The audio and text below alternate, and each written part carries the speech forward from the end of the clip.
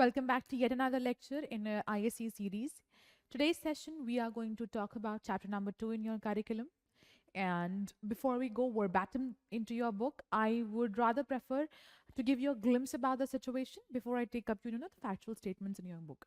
See, streamlining the way and giving you a way into how the events happened after year 1947 first, and then going into your book would be much more easier because you'll get an overview, and then the intricate details of each one of them we could deal separately. Okay, so first let's just take a quick overview about the entire situation.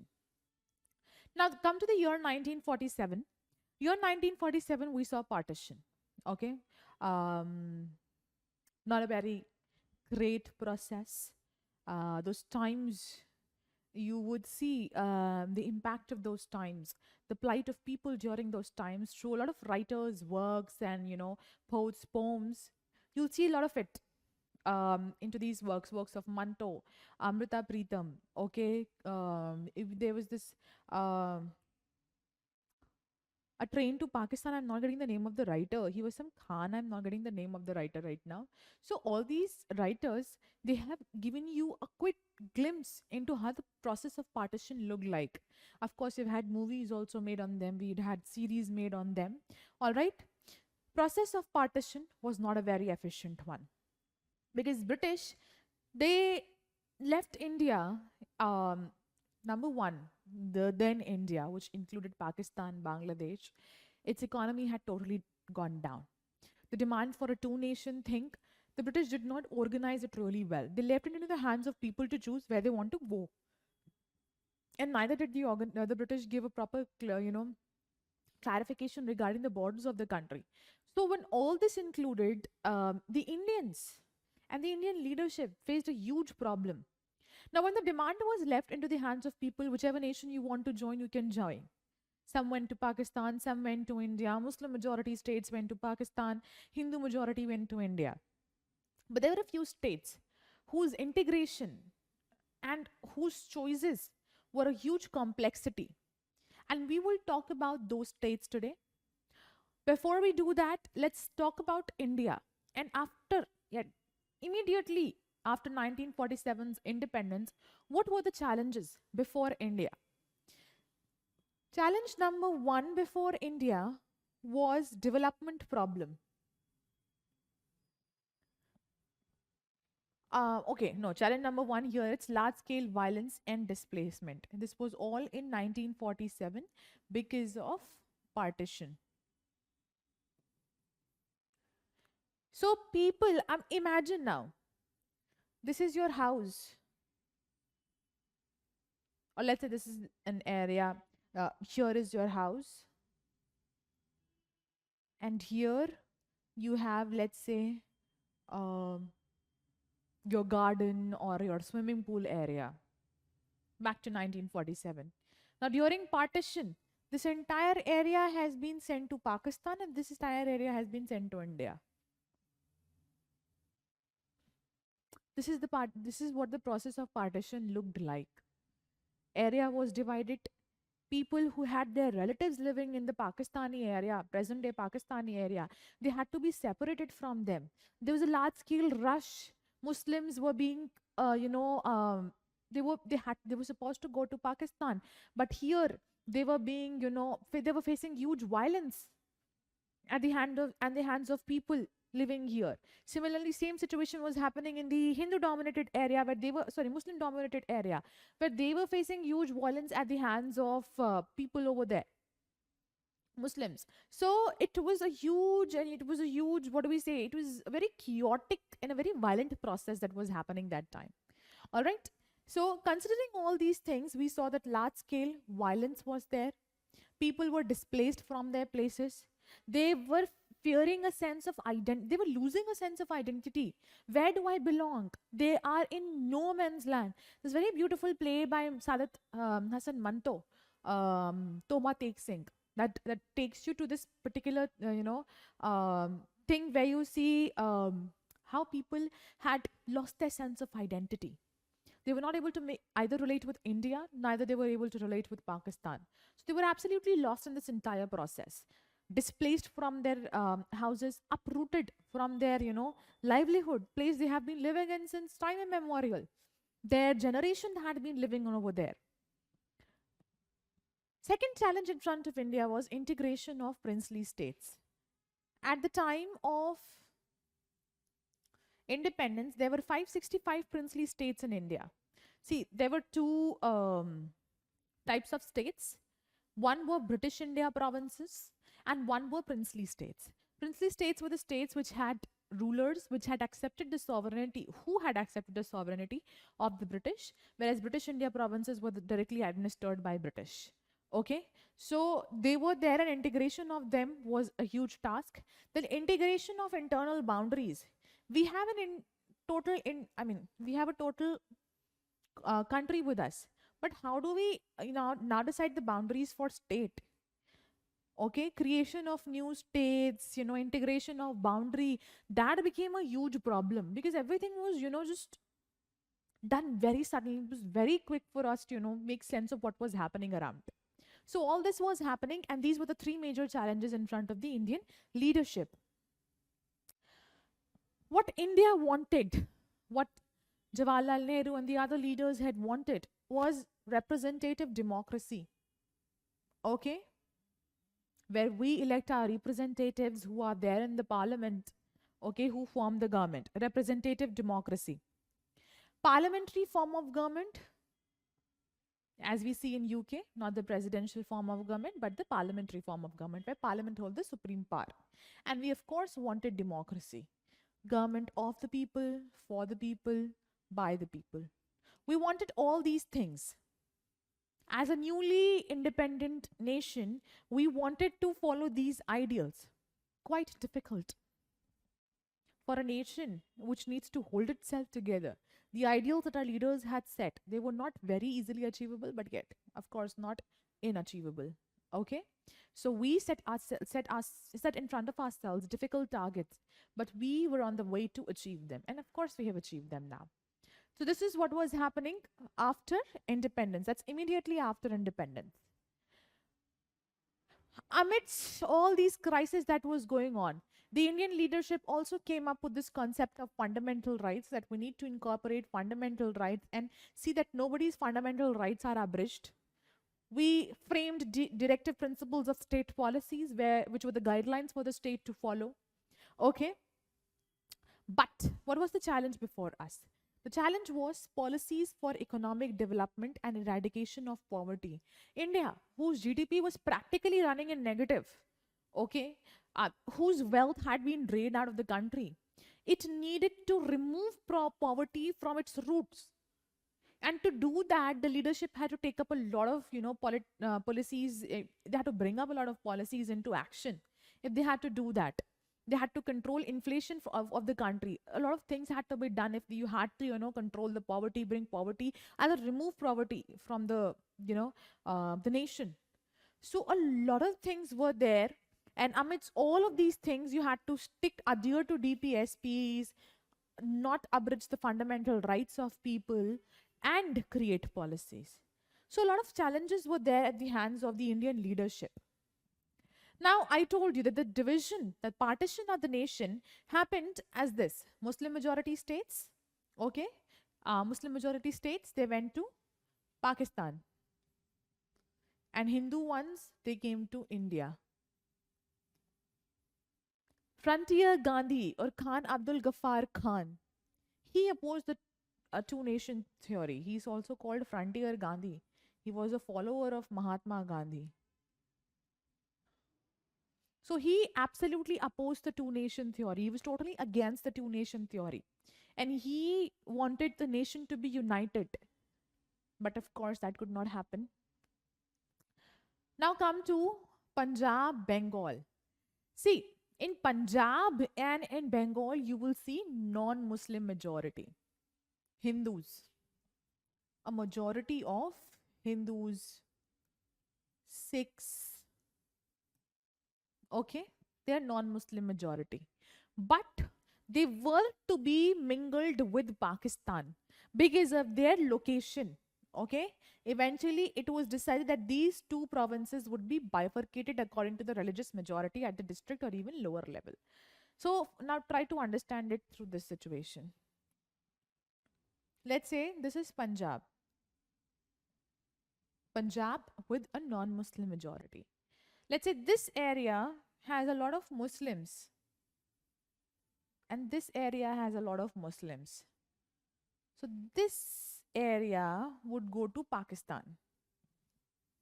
Okay, leaving behind the other area for India. Similarly with Bengal, if this area had a Muslim majority, and let's say again this area had a Muslim majority, this with this would go to East Pakistan. Okay, this is what was decided, that we will see at the district level which area has Muslim majority, and that area would be sent to Pakistan.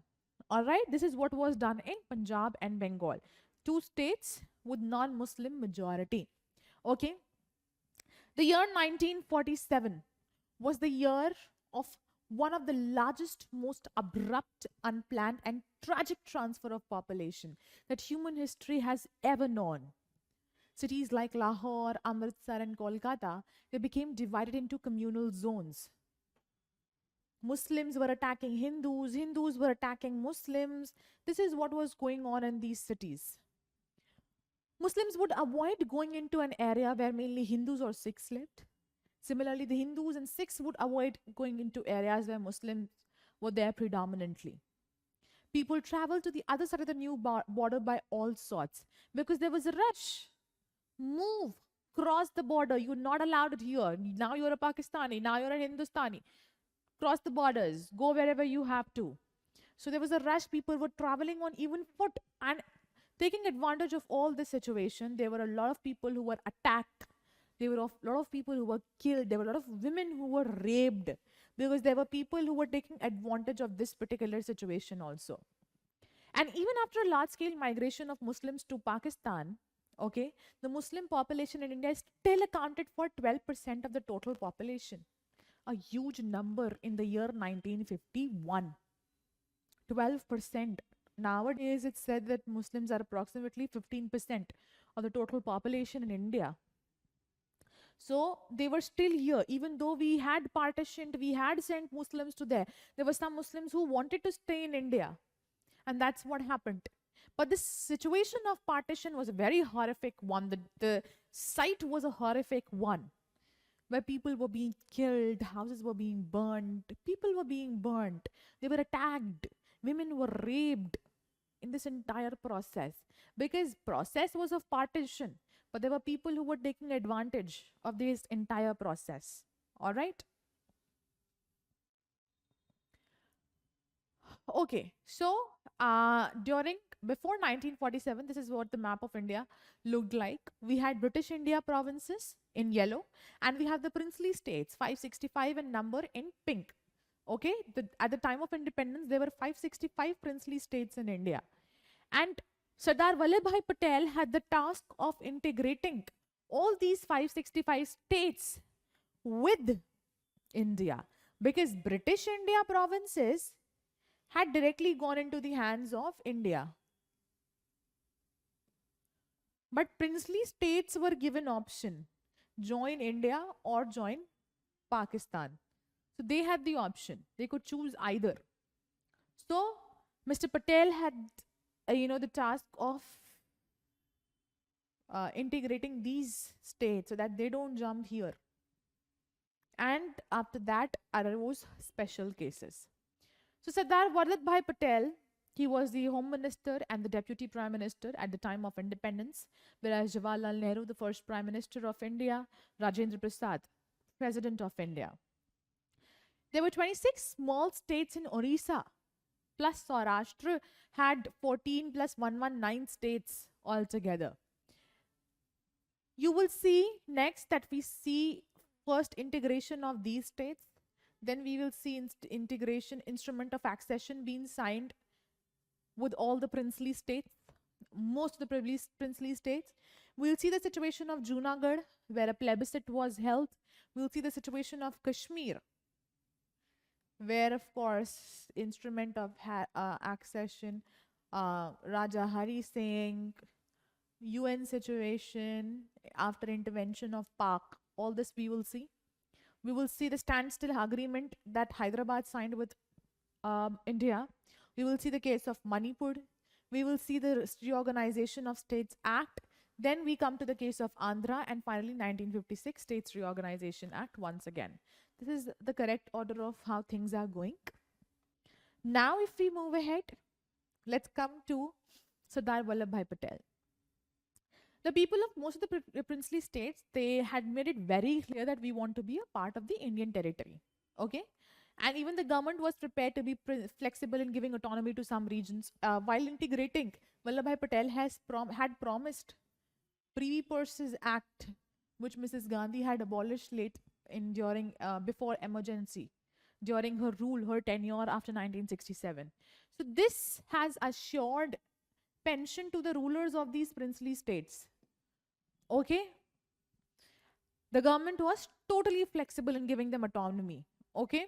What Dr. Patel wanted is that he right now wanted to integrate the states to the Indian nation before they go to Pakistan. So his main motive was stick as much as you can to the constitution, and at the same time try to make it a point that you are integrating these states and making them come to you rather than they going to some other nation.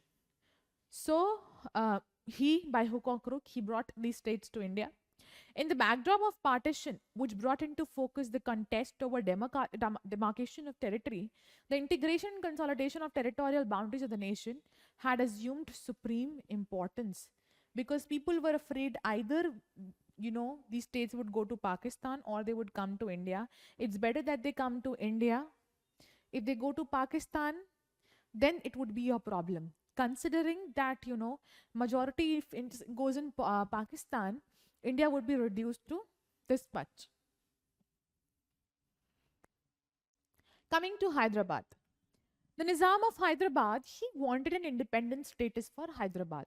He did not want to either go to India, neither did he want to go to Pakistan. So he signed a standstill agreement with India for 1 year. He said, let me just wait for 1 year, see the situation. Okay? Women plus peasants in Hyderabad, they were all against Nizam's rule. Okay? They were not very happy with his rule. The communists and the Hyderabad Congress, they were also in forefront. What happened is that these people, women and peasants, they were against Nizam's rules. They organized a kind of a, I won't say rebellion, revolt, where communists and Hyderabad Congress were at the forefront. So what did the Nizam do? Nizam, he responded by unleashing a paramilitary force known as Razakars. He released the force on people. And the atrocities, they took a communal nature. Okay? Razakars were very atrocious. They were very violent towards the people. And their atrocities knew no bound. Finally, people seeing the situation in Hyderabad and seeing how people were being, how people were being tortured, facing violence, the government of India had to intervene. The government of India sent Indian Army to Hyderabad. And when Indian Army moved to Hyderabad, it took control of the state. Okay, it took control. It controlled Nizam's forces, the Razakars. That's when Hyderabad was integrated, because the Nizam had no other option, because Indian forces had defeated him. The Nizam had no other option than to join hands with India. Okay? Otherwise, as it is, you have lost the region. So there's no point dealing what has already been done. And people will also in favor of joining India only. Coming to Manipur. Manipur, Bodhchandra Singh, the ruler of Manipur, he signed an instrument of accession, okay, with the Indian government. All right. And Indian government assured him that the internal autonomy of Manipur would be maintained. You will get the rights to take your own decisions that would not be tackled with. Under the pressure of public opinion, the Maharaja, he held elections in Manipur in June 1948. And once the elections were held, now there was a parliament also in Manipur. So you see, monarch plus parliament gives you a constitutional monarchy. Similar situation like that in Britain. The government of India succeeded in pressurizing Bodh Chandra Singh into signing the merger agreement in September 1949. But this pressure was totally unknown to the Legislative Assembly in Manipur. They did not have any idea about what the Maharaja is doing, who has already signed the instrument of accession and then the merger agreement with India. Okay? The Legislative Assembly was not known. There was a lot of, dispute in the same situation. And later on, you will also see the removal of Maharaja happens, and Manipur once again becomes what do we say, democratic. So there is no more monarchy over there in Manipur. That becomes the situation later because Maharaja, he goes down in his popularity. The elected people, the elected representatives were here. You did not consult them and you directly signed the merger agreement. But the deed being done, now you could not do anything. So Manipur was integrated with India. That was the situation for Manipur. See, now Sardar Vallabhbhai Patel knew that since we are integrating so many states, we cannot, of course, have 565 states and, the British India provinces separately. We cannot have 600, 700 states in India. He knew that we need to draw new boundaries to organize certain states. So the next task was drawing the boundaries, or rather redrawing the boundaries in a way so that the linguistic and cultural plurality of the country, it could easily be reflected. It is not disturbed. Okay, the unity of the nation is not affected. Because during our national movement, we had promised the linguistic principle as the basis of formation of state. But that is something we go back on once we are independent. If you go back to the Nagpur session of Congress in the year 1920, the principle was recognized as the basis of the reorganization of the Indian National Congress Party itself. That yes, we will use the linguistic basis to organize the party and to organize, of course, the states later on. But after independence, things changed. Okay, there's a need to postpone this idea because princely states, what has to be done with these princely states, that has not been decided yet. Okay, so before you take in the task of using linguistic basis for reorganization of states, you need to first consider the integration of the princely states to the country. Protests began in the Telugu-speaking areas of the old Madras province, which included present-day Tamil Nadu, parts of Andhra Pradesh, Kerala and Karnataka. South India was totally agitated. South India, a region which holds its culture, its diversity, its language very dear to itself, that was totally agitated. So in order to consider the entire thing, um, in order to appease them, things were decided later on that yes, we will go on linguistic basis. But right now, the government of India was not paying heed to these protests. Okay, so yes, indeed, protests they did begin. Okay, in Andhra Pradesh, you will see the Vishal Andhra movement. Okay, because they wanted a separate state of Andhra Pradesh. Okay, Andhra Pradesh with the Telugu speaking areas. Madras, actually, the entire state was a part of the province of Madras. Okay, now Madras, people said that from Madras, we want Andhra, the Telugu speaking population, to be separated, and this state should be called Andhra Pradesh. Okay, the government was not paying heed to it. The government said that we need to postpone this task because the first task at our hand is integration of all the princely states. Sardar Vallabhbhai Patel, he was focusing more on the integration of princely states rather than on forced reorganization of them. Okay, but Andhra wanted a separate state for itself. So Patti Sri Ramalu, one of the leaders in this protest movement, he started fasting and kept on fasting, but Jawaharlal Nehru did not pay heed to all this. So eventually he died. The day he died, protest took a violent turn. And finally, Prime Minister had no other option than to announce the formation of a separate Andhra state in December 1952. The first state on the basis of language, Andhra Pradesh. Telugu speaking population in Andhra Pradesh. All right, the first state formed on linguistic basis.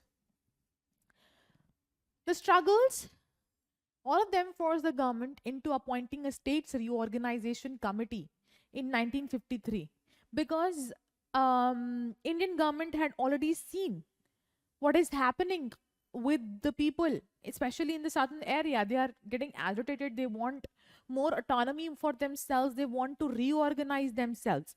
So the struggle became more and more visible in especially in the southern areas, and they were also very sure that if Andhra Pradesh is demanding autonomy for itself, there will be a time when what do we say, other states also, they will also demand autonomy for themselves. So this thing, Jawaharlal Nehru, he said that I now need to form a quick state reorganization commission. Okay. In December 22, 1953, State Reorganization Commission, which was headed by Fazl Ali, he was a retired Chief Justice of Supreme Court, was appointed. And eventually it was called the Fazl Ali Commission. Okay. There were two other members in this commission, Mr. Hridaynath Kunzru and K.M. Panikkar, very popular names. And when the report was finalized, there were A, B, C, D groups that were there earlier for princely states and British India provinces. They were abolished. And now 14 states, I will further tell you what were these A, B, C, D states, don't worry. There were 14 states and 6 union territories that were created. Okay, according to the report of Fazl Ali Commission. This is what this is what the demand for reorganization that led into 14 states and 6 union territories. Name of commission?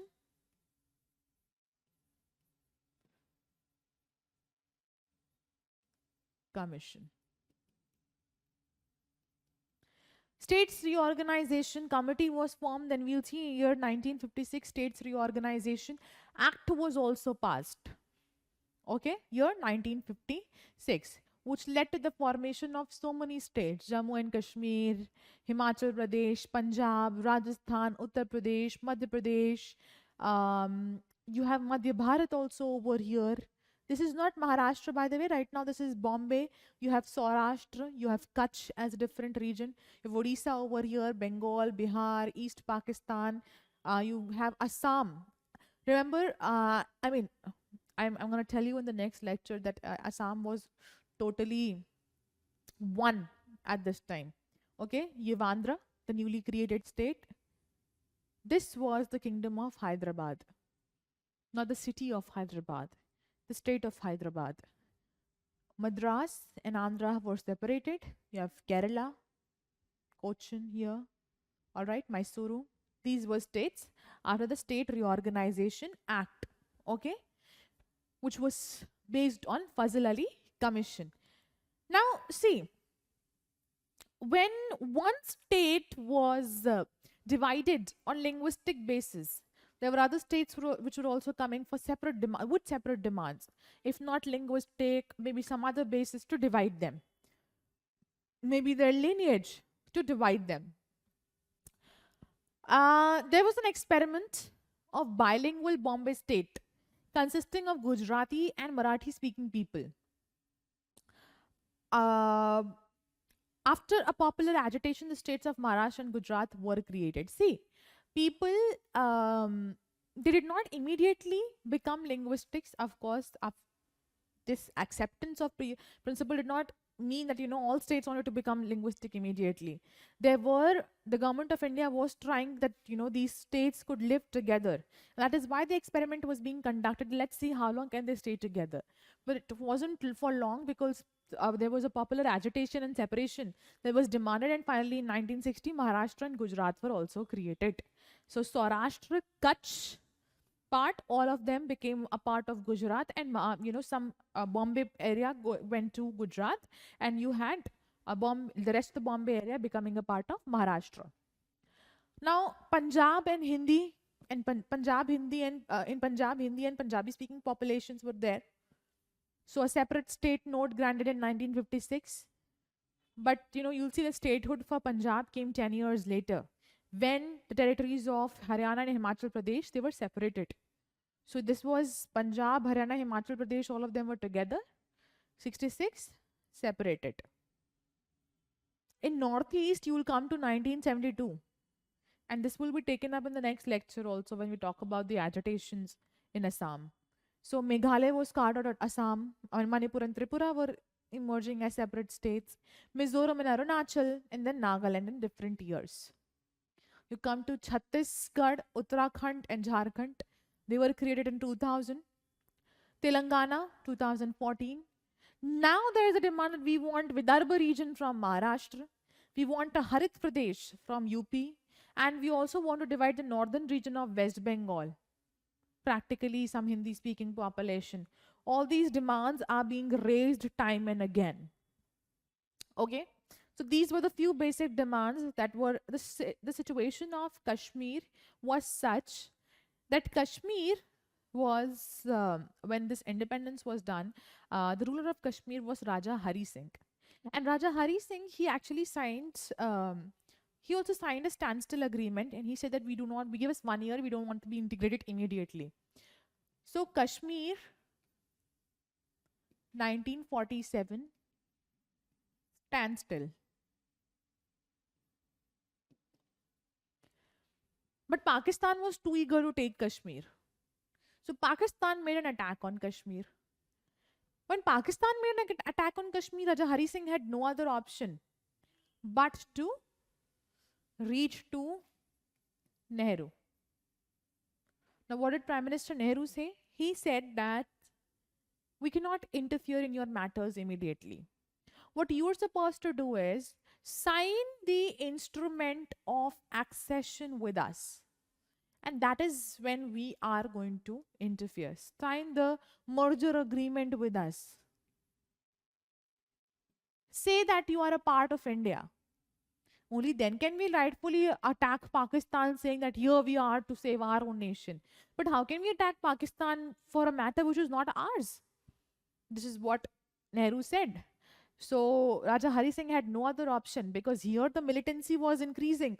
From Pakistan's side, militancy was increasing. So Raja Hari Singh had no other option but to give in, and that's what he did. And Kashmir became a part of, state of Jammu and Kashmir became a part of India. In Jammu and Kashmir, you have, just ignore the map and just see, looks like a bone structure, but anyway. So in Jammu and Kashmir, you have this region.